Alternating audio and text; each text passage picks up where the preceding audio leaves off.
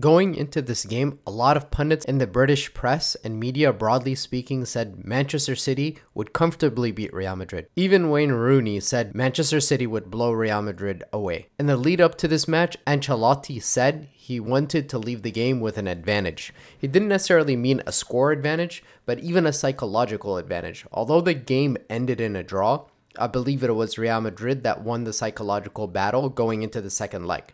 Stick around to the end because I'll tie all of these 6 surprises from the game. Number 1, Toni Kroos at the 6. Before the game, many including myself said Real Madrid needed to at all costs not play Toni Kroos at the 6. Given the risks of playing against a Manchester City team that can hurt you in transition. Toni Kroos is also not the best tracker of runners in behind him. He's naturally a ball-playing 8. But I forgot Carlo Ancelotti is also the manager who won the Champions League with AC Milan, and he was the architect behind Andrea Pirlo at the 6.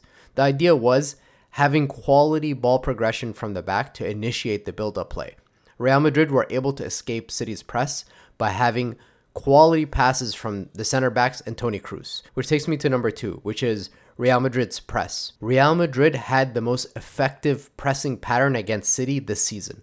Besides the Arsenal game at the Emirates, we have not seen a team dominate City out of possession like we saw in this game. Real Madrid's high press was most certainly not what Pep was planning for. Many expected Real Madrid to sit in a deep block and try to hit Manchester City in transition. In the first half, we saw Vinicius win the ball back high up the pitch, and if it wasn't for a last-second Diaz tackle, Benzema would have been through for a tap-in goal.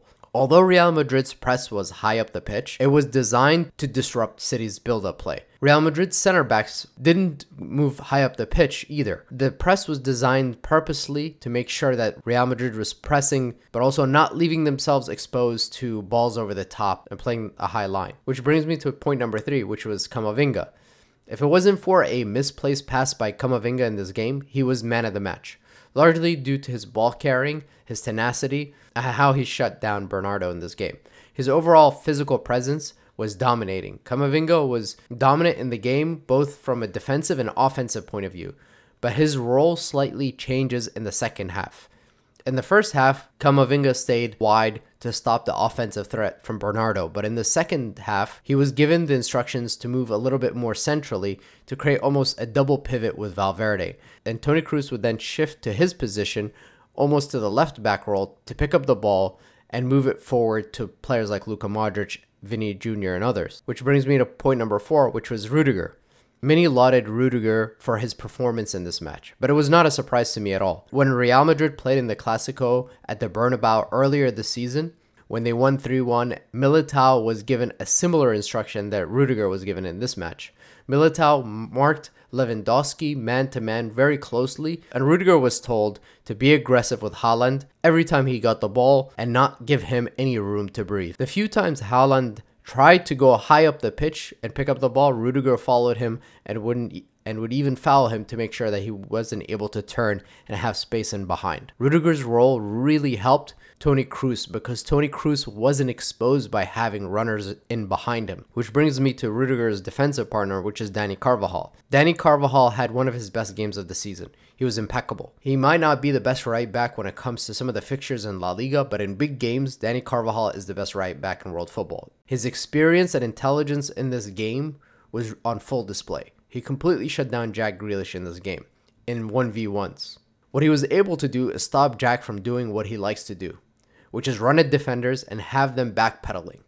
There was only one sequence in the first half where Jack Grealish backs up Dani Carvajal and plays across to Erling Haaland, which was headed to Thibaut Courtois. The few times Jack was played into his feet, Carvajal would be tight to him, not letting him turn, even fouling him if he had to make sure that Jack Grealish wasn't able to run in behind. Which brings me to the last point, which is Vinicius Jr. In the last weeks, we're seeing Ancelotti use Vinicius a little differently.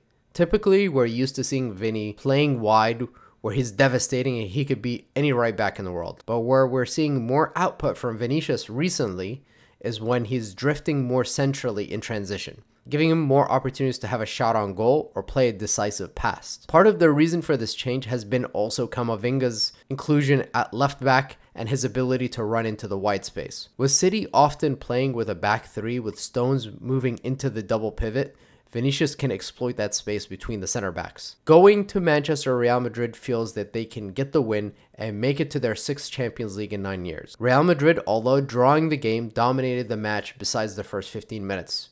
During Real Madrid's domination, you could see how disheartened the City players were becoming.